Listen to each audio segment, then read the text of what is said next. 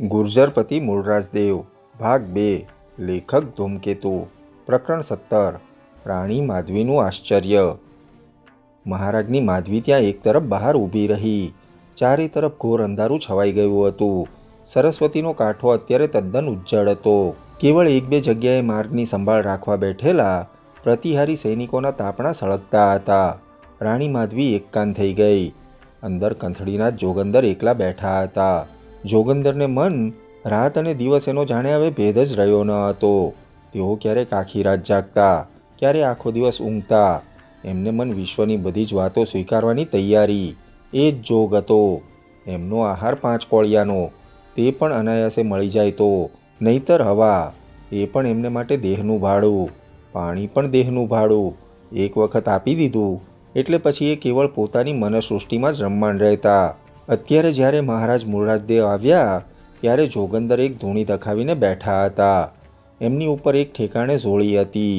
એ ઝોળી ત્યાં લટકતી હતી। રાજાને આવેલ જોઈને જોગંદરે એમના પ્રણામના પ્રત્યુત્તરમાં પોતાનો હાથ ઊંચો કરીને મોટેથી આશીર્વચન કહ્યું। તે માધવીએ સાંભળ્યું, પણ જોગીરાજ ધ્રુજતા હતા।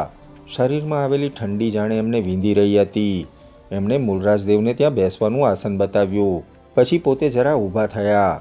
શરીર ઉપરથી જાણે ચામડી લઈ લેતા હોય તેમ એમણે આખે શરીરે જરાક હાથ ફેરવ્યો અને મુઠ્ઠી ભરીને જોડીમાં કંઈ મૂકતા હોય તેમ કંઈક મૂકી દીધું।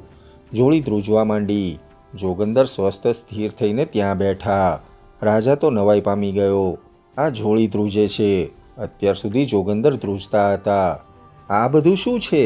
એમણે અત્યંત વિનમ્ર ભાવે પૂછ્યું। જોગીરાજ, જોગંદર મહારાજ, આ શું થયું? જોડી કેમ ધ્રુજે છે? એ શરીરનો તાવ કહેતો આવ્યો હતો રાજા, પણ તમે આવ્યા છો એટલે તમારી સાથે વાતો કરવા એને થોડીવાર ઝોળીમાં ત્યાં મૂક્યો છે। એને એટલે કોને? તાવને? તાવને એમ મૂકી શકાય? જોગંદર મહારાજ, આ હું શું સાંભળું છું? આમ બને ખરું? તમારા આ પ્રશ્નનો રાજા કંઈ ઉત્તર ન હોય, એ આળસુ જિજ્ઞાસા કહેવાય। પણ એક વાત સમજો, વિશ્વમાં દેખાય છે તેના કરતાં નથી દેખાતું એ વધારે બળવાન છે। કર્મરેખા દેખાતી નથી, પણ એ બધાને ભોગવવાની છે। એ ભોગ્યા વિના જીવન મુક્તિ ન હોય। આ તાવ કર્મરેખાનો? બધું જ અહીં કર્મરેખા ચલાવે છે, દ્રશ્ય અદૃશ્ય બધું જ।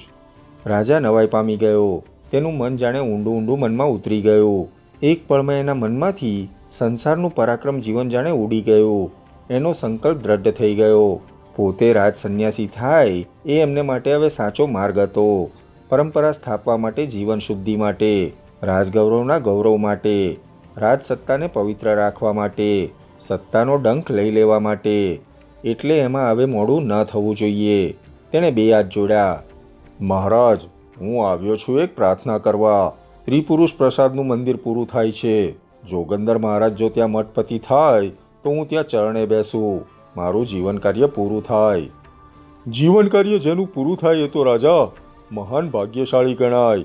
જીવન કાર્ય જેનું પૂરું થઈ આંચળાની જેમ બધું છોડી દે એ વળી વધુ ભાગ્યશાળી। રાણી માધવી ચમકી ગઈ। એનો ભય સાચો પડતો હતો। મહારાજ રાજત્યાગની દીક્ષા લેવા માટે જાણે અહીં આવ્યા જણાતા હતા। એટલામાં એણે મહારાજને વધુ બોલતા સાંભળ્યા ને વધુ ચમકી। મહારાજે કહ્યું, રાજમહાલયમાંથી જોગીરાજ, મને હવે ઘણી વખત મધરાતે કોઈનું આક્રંદ સંભળાય છે। એ શું હશે? અજ્ઞાનીઓ માટે ભ્રાંતિ, જ્ઞાનીઓ માટે અદૃશ્ય હવાની એક લહેરખી। હવા વાતો કરે છે, સાંભળવાવાળા સાંભળે છે। રાજમહાલયમાં જે સંહાર થયો એ કર્તવ્ય હતું, પણ તેથી સંહાર આળસ તો નથી, આક્રંદ એનું પણ હોય, હવાનું। જોગંદરનાથ, હું હવે શું કરું તો એ આક્રંદનો અર્થ મને સમજાય? राजा, आक्रांत का अर्थ समझने की कोशिश मत करो। आप अपना काम करो। प्रजा की संस्कारिता के लिए आपने अभी तक कुछ नहीं किया है, वो काम अभी शुरू करो। भगवान रुद्र का रुद्रमाल बनाओ, वो ही सच्चा मंदिर होगा। विद्वानों को देश में बसाओ। अब ये सभी काम शुरू करो। आक्रांत का अर्थ तुम्हारे मन में सहज आ जाएगा। कोई भी अदृश्य बात समझने का यही रास्ता है। अपना काम करना, दिल लगाकर कर्तव्य करना। રાણી માધવીએ છુટકારાનો દમ ખેંચ્યો। મહારાજ તત્કાલ તો સંન્યાસ નહીં લે, પણ એને ક્યારનું એક વાતનું આશ્ચર્ય થતું હતું। આ જોગંદરે પોતાનો તાવ જોડીમાં મૂક્યો હતો એમ કહ્યું। એ શું હશે? તાવ જોડીમાં મૂક્યો એમ? એ શું? એને જોવાનું મન થઈ આવ્યું. એને આ જોગંદર અદ્ભુત લાગ્યો હતો પહેલેથી જ, પણ અત્યારે એ જિજ્ઞાસા સંતોષવા જાય તો પોતે પ્રગટ થઈ જાય. એ હતી તેમ શાંત જ ઊભી રહી, સાંભળવા માટે એકાંત થઈ ગઈ. मठपति तुम्हारे मंदिर का राजा, मैं तो बन नहीं सकता. हमेरे शिष्य वैजलदेव को ले जाओ. अरे वैजल, सुनते हो, जागते हो कि नहीं? થોડે દૂરની અંદરની એક પર્ણશાલામાંથી વૈજલદેવ ત્યાં આવ્યો, પણ વિરોધથી શોભતા બંને જોગીરાજોને રાજા જોઈ જ રહ્યો. રાણી માધવી પણ ચમકી ગઈ હતી. એણે જીવનમાં કદી લીધી ન હોય એવી ઉત્કટ, દેહના રોમરોમને પ્રેમ આવેગથી ભરી દે એવી સુગંધેલી કંથળીનાથની ઝૂંપડીમાંથી આવી રહી હતી. આ જોગટો કે આ જોગંદર? માધવીના મનમાં પ્રશ્ન થયો ન થયો ત્યાં એણે અંદરની વાત સાંભળી. देखो राजा, ये कर्म रेखा का प्रभाव, ये वैजल देव के देह पर राख मिट्टी की कुछ निशानी दिखाई पड़ती है. वो तो सुगंधित तेल लगाते हैं, सुगंध में रहते हैं. खाक में रहने का हमारा कर्म है, सुगंध में रहने का ये जोगी का. वैजल, तुमको मठ चिंतायक बनाने के लिए राजा पाटनपति आए हैं. तुम चिंतायक होकर तो मेरी कर्म रेखा को ये जन्म में भोग कर लो. तुमको मालूम नहीं तुम्हारी कर्म रेखा नहीं भोगने का क्या परिणाम होता. मालूम है क्या होता? क्या गुरुदेव? मूलराजे बे हाथ जोड़ीने पूछूं. वैजल देव की कर्म रेखा ऐसी बलवान है कि भोग वैभव सब उसको भोगने की रेखा है. यह जरूरत है. 1 2 3 जन्म तक नहीं, 10 जन्म तक. वैजल, राजा होने का तुम्हारा कर्म है. इस जन्म में जोग मिल गया, भोग भी मिल गया. अब जोग के सहारे में रहकर भोग की कर्म रेखा, सब कर्म रेखा, ये 1 जन्म में खत्म कर डालो. अच्छी अच्छी नृत्यांगना के गीत सुनो, सुंदरियों का आवाज माधुर्य देखो, आनंद करो, मजा करो, सुगंध में ही स्नान करो. मठपति होकर कर्म रेखा को खत्म करो, कर्म रेखा को खत्म कर डालो. जाओ वैजल, मेरा आदेश है. वैजल देव बे हाथ जोड़ीने बोलो. गुरुदेव का आदेश मेरे सिर पर चढ़ाता हूँ, मगर मेरा ध्यान तो गुरुचरण में होने का आशीर्वाद में मांगता हूँ. मेरा जोग से नाता कभी छूट न जाए, वह देखभाल करने की गुरुचरणों की कृपा से शक्ति कभी कम न हो. गुरुजी का यह आशीर्वाद मेरे सिर पर हाथ रखकर गुरुजी अभी मुझको दे, मैं चलने के लिए तैयार हूँ. मठपति बनूंगा, जोग भी रखूंगा.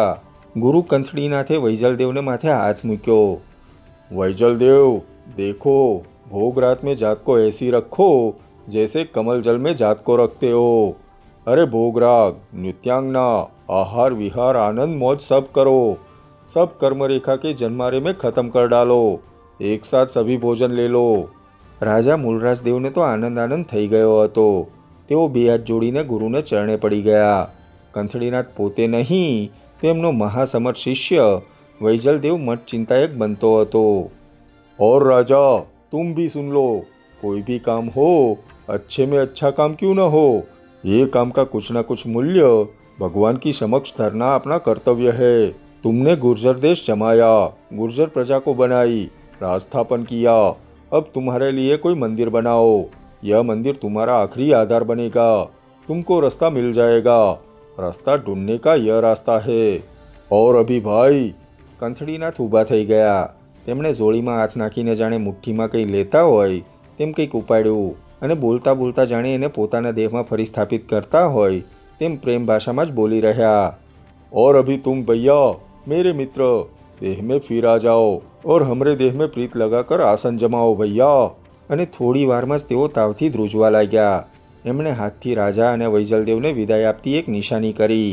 રાજા અને વૈજલદેવ તરત પ્રણામ કરીને બહાર નીકળ્યા. માધવી ઉતાવળે એકદમ ત્યાં ઉગેલા થોડાક છોડની પાછળ બેસી ગઈ, સંતાઈ ગઈ.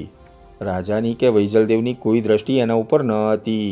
એ બંનેએ ત્યાં ઊભા ઊભા જ નક્કી કરી લીધું કે શુભ મુહૂર્તમાં વૈજલદેવને લેવા માટે સોનેરી પાલખી આવશે. રાજા પાછો પાટણના દુર્ગ તરફ ચાલ્યો. માધવી પણ એની પાછળ જ જઈ રહી હતી.